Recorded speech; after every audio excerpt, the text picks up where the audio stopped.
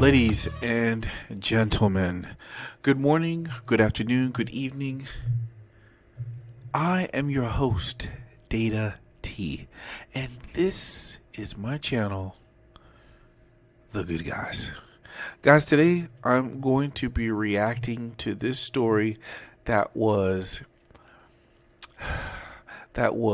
poorly done by the Fox 59 News. They are talking about how the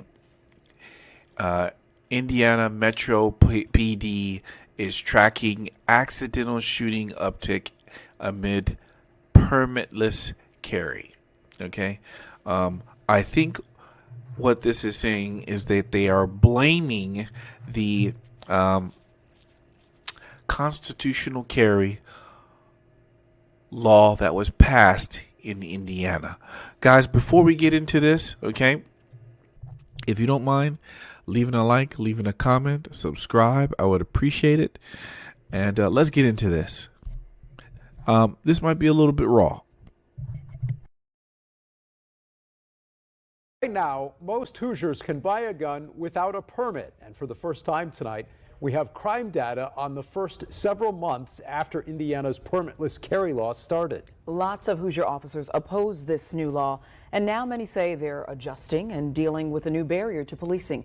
This evening, I'm exploring the impact and the concern a local police department is now tracking. The right to carry is written in ink, but the law decides if another piece of paper is required. And now that it's not, some things have changed in Indiana. One of the consequences is the number of accidental shootings. I think that is an issue that we can relate directly to this permitless carry. People can go out and buy weapons. They don't have the bureaucracy that existed before for getting the handgun license. And, they're not trained or know how to operate or clean the gun properly or safe handling. That's a big concern for us. We say it. Let me stop it there. I would say, number one, I don't think this police officer knows whether or not people who know how to carry a gun and be safely with it, know the 4 firearm rules of safety. This police officer doesn't know that. Okay, and if he's really concerned about it, why doesn't his department offer safety classes? There are police departments that do that.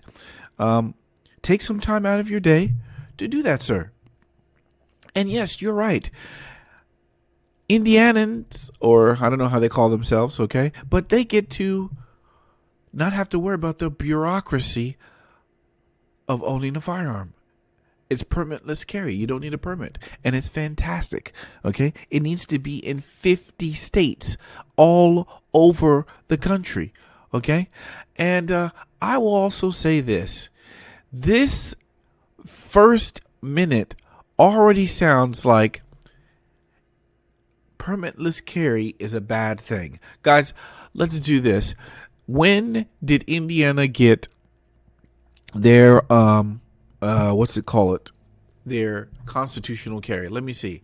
If we go through here, okay, so Indiana got their permitless carry on July 1st, 2022. The state of Indiana will no longer require a handgun permit to legally carry, conceal, or transport a handgun within the state. Fantastic language. Right to the freaking point, right? That's fantastic. Now, I'm going to tell you something else that happened. Do you know on the 17th of July of this month, 17 days after or either 12 days after, do you know what happened? There was a shooting at an Indiana mall, Greenland, okay? And guess what? There was a man there, okay, who actively engaged a mass shooter, shot him, and killed him. His name is Elijah Dickens, okay? And it promoted all of these different drills out there. The Eli drill, you can see that over there with Grand Thumb, okay? And he shot a man from 40 yards away. Check this out and hear what the police officer has to say. Check this out. His actions were nothing short of heroic. He engaged the gunman from quite a distance with a handgun, was very proficient in that, very tactically sound, and as he moved to close in on the suspect, he was also motioning for people to exit behind him. If he didn't stop, do you think how many people in that food court? 19-year-old Shay, who's in nursing. Now, guys, that's the point. That is the point. What if he, and check this out. Most people who carry a gun follow the law. What if this young man who took out this shooter, let's say he didn't have his permit at that time. Let's say he was filing for his permit. Let's say he was waiting for it in the mail before he could carry his firearm. What would have happened if he didn't have it? This is the type of bullshit that I cannot stand. And so, because he was able to do that, guys, they awarded him. He became, this is the, I guess this is the Republic of Indiana. They have something where he became an honored guy. This guy right here. Okay, I don't mean to show his photo. That's his lawyer over there. Okay, and he became, it says here, Outstanding Citizen of the Year for what he did. Okay, this guy, I commend him because he didn't talk too much. He let his lawyer talk most of what was going on. Okay, and that is why we haven't really heard too much. And guess what? I want you to even hear what his lawyer had to say. Check this out. So, such a positive public reaction for Elijah after the shooting, and reinforced by the mayor today, or the police chief today. The police chief saying there is evil in this world.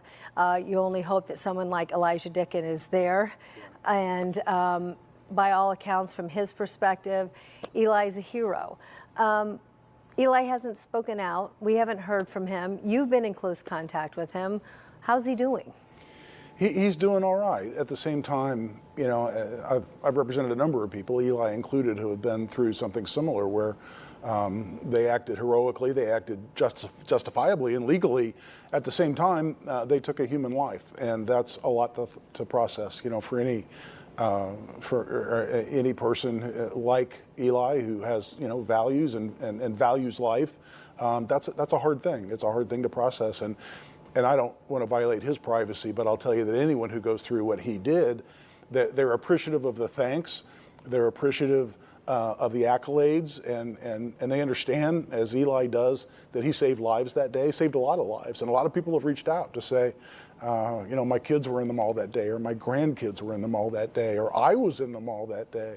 And by the way, my little sister was in the mall that day, and at the time of the shooting. And Eli hears from those people, and he appreciates the kind words and the accolades. At the same time, there's a little inconsistency there because it wasn't a positive event for him. It was a life-changing event, and saving lives notwithstanding, that's a lot to process for anyone who values human life as Eli does. Now you hear that, okay?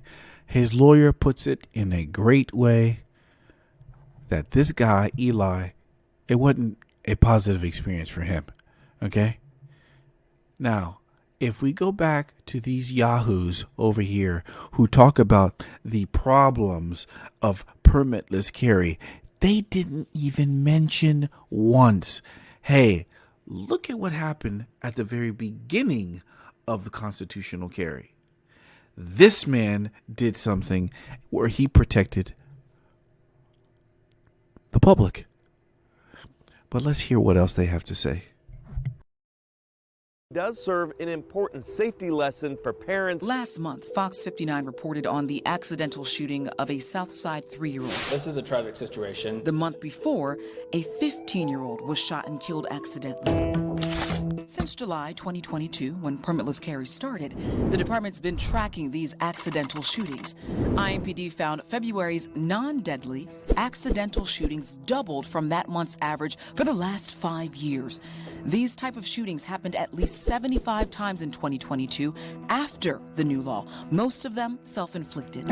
I also requested the data for all shootings, including homicides, for the last 5 years. Here's what we found. For the last 6 months of 2022, with permitless carry in effect, there was no significant increase. In fact, there's been an overall decrease back to average shooting totals before the violent spike we saw during the pandemic. Non-fatal shootings slightly peaked above pre-pandemic crime numbers. Is there anything illegal? Now, guys, I wonder why. All these people got an influx of guns, right?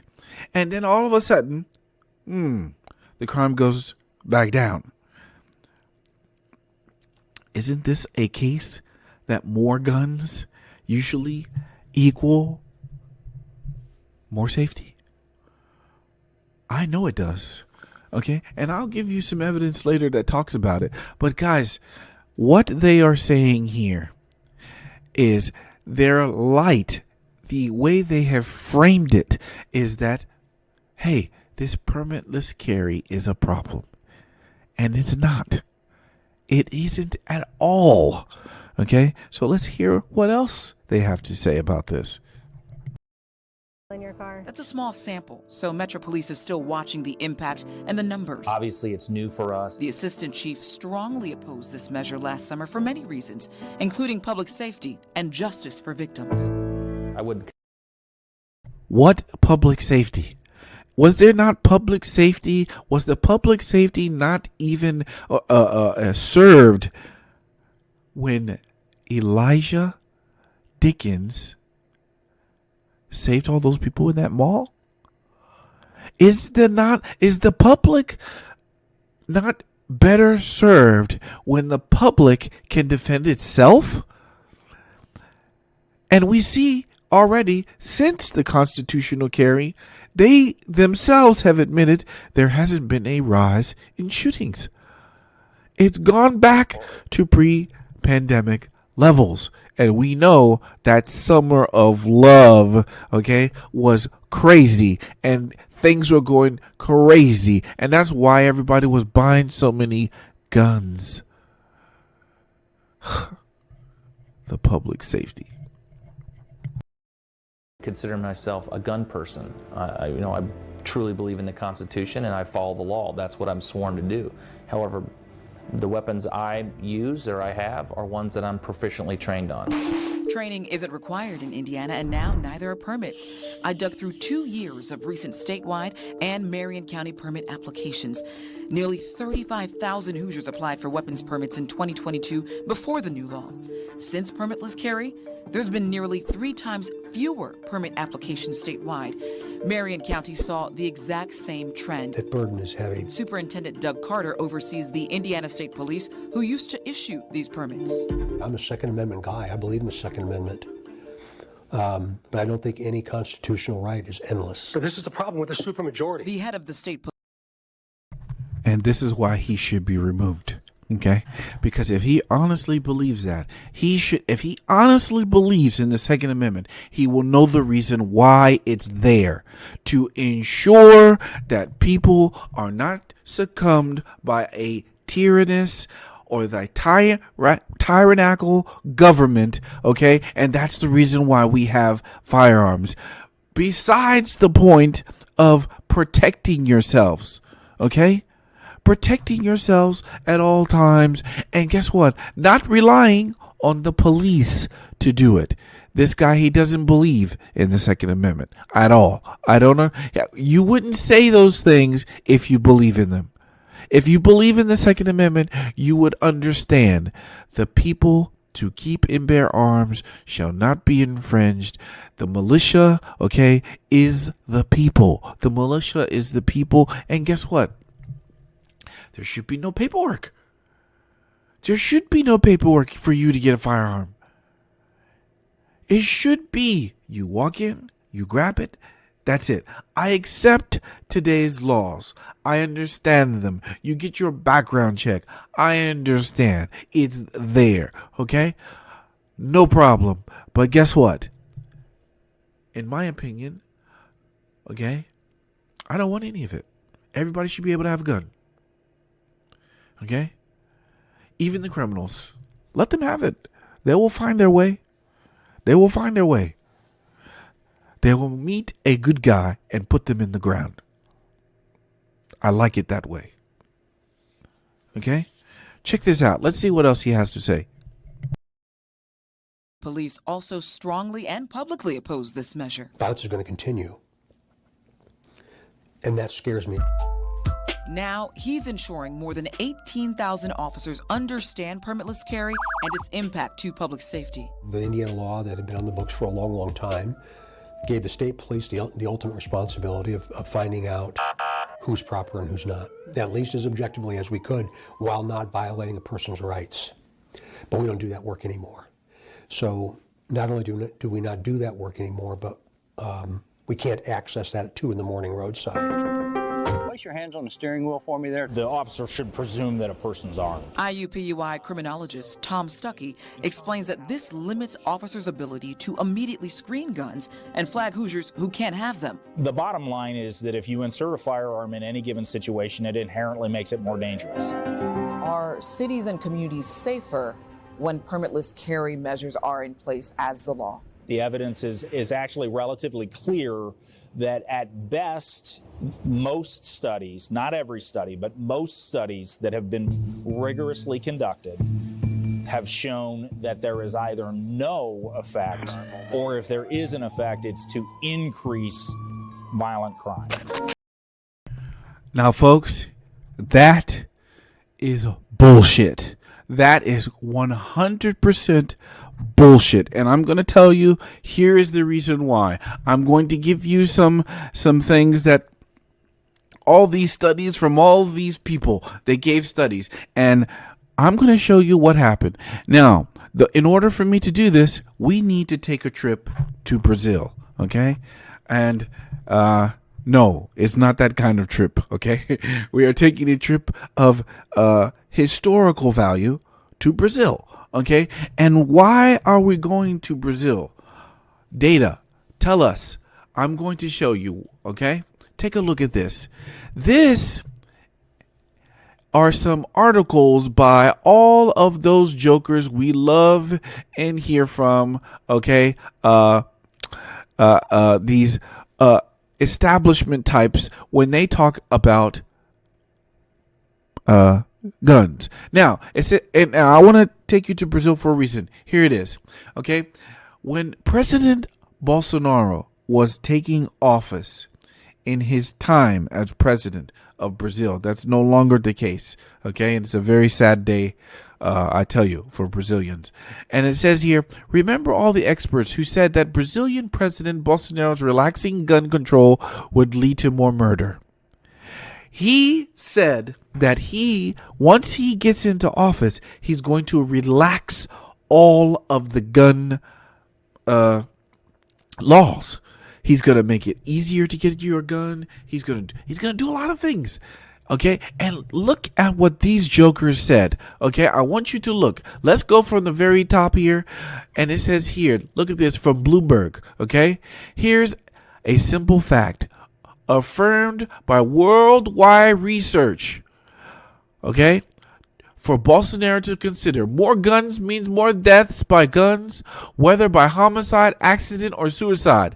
A study in Brazil's state of Sao Paulo, for instance, found that 1% increase in the number of guns in circulation resulted in a 2% increase in the homicide rate. If you can do the math, that's probably a lot, okay? But I can't. But I realize that these fools are lying, and they have said, hey, we got a study that says more crimes equals more homicide, more accidents, more suicides, more death. Right? Okay. Then we have a next one. Check this out. This is by those jokers at National Public Radio. I can't stand them. Okay? NPR NPR. And what did they say? Brazil higher murder rate could get even worse if gun laws are relaxed. Newly elected President Bolsonaro is supremely confident he can reduce violent crime, a core pillar for his election campaign, but this proposal to dismantle national gun laws is precisely the wrong way to go about doing this. That's the second study. Here's the third one. This is from The Guardian, okay? And they say that Brazil has surged by more than 377%. Oh my God, okay? Because they have some exports from Austria to Brazil, they think that this is going to get even more out of hand. Guess what? The fourth study by the New York Times. Bolsonaro's promise to ease gun is worry some experts who argue that more guns fuel more violence. Okay, look at the next one, The Economist. They say something similar. The next one, Al Jazeera, whoever the fuck they are. Okay, so 6 of these prime guys, prime time people who have said that more guns equals more crime, right? I want you to check this out.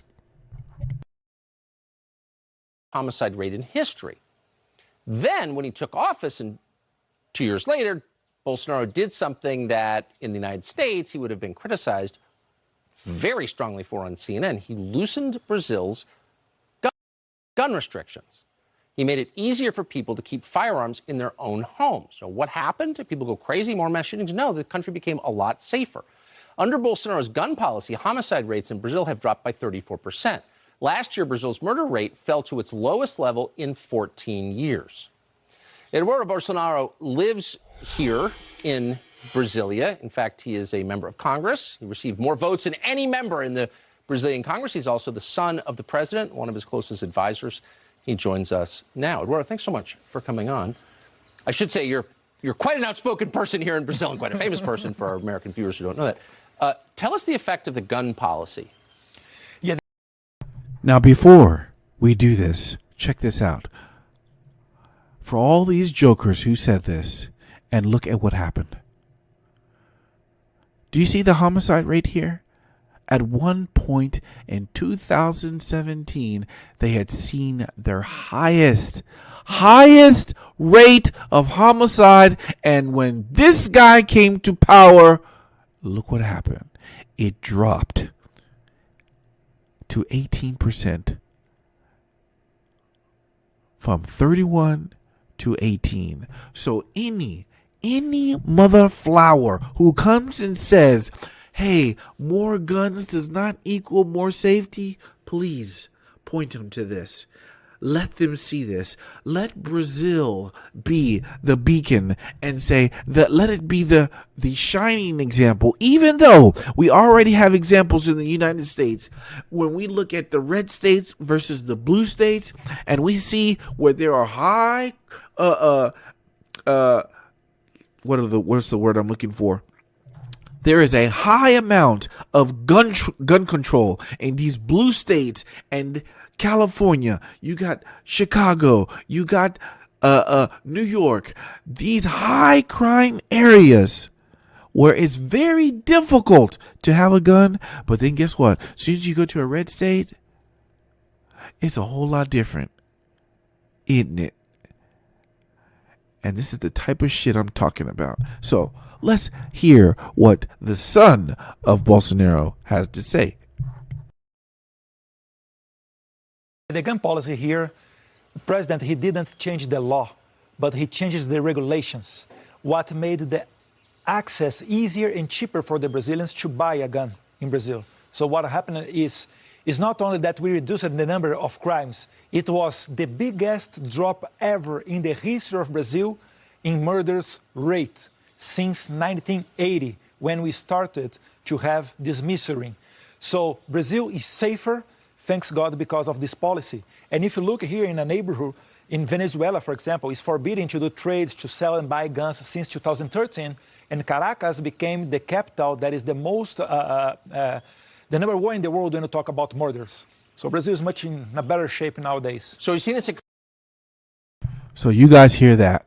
If we go back to these jokers, okay, they are trying to make the case, in my opinion, that the permitless carry has not done anything for the state of Indiana. It has made it more dangerous. Now, they only talked about the one side. They didn't cover the other side. I will take back everything I have said if Fox 59 has done another special and say, here are the good things about permitless carry. But we know these jokers will not do that. Okay? Let us play the rest of this and we can finish this off. So the local criminologist tells me it's our behavior that will uniquely shape this law's future.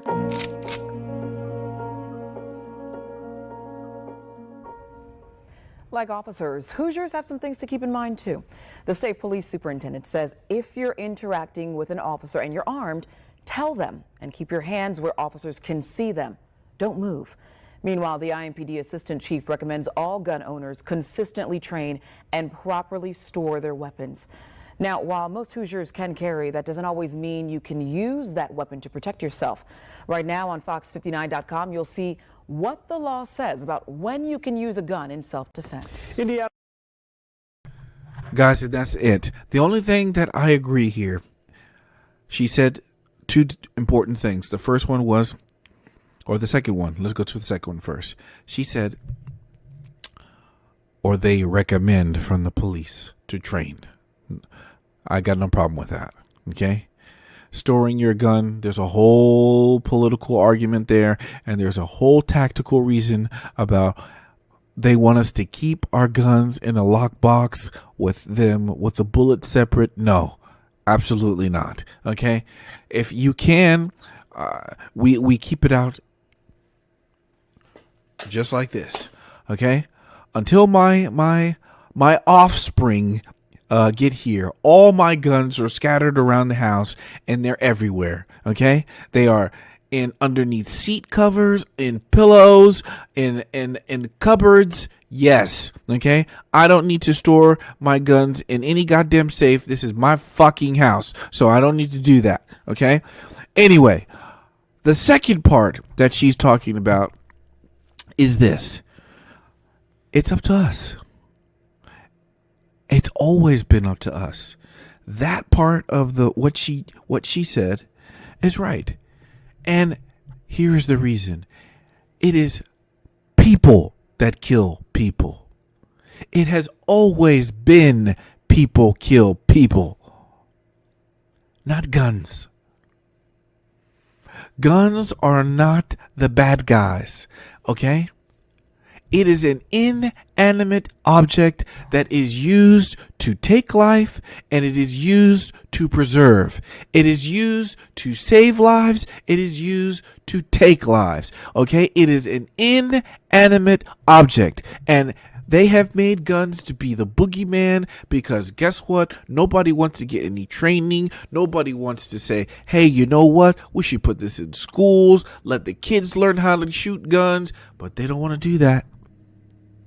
Because guns are the boogeyman, and I'm telling you, all this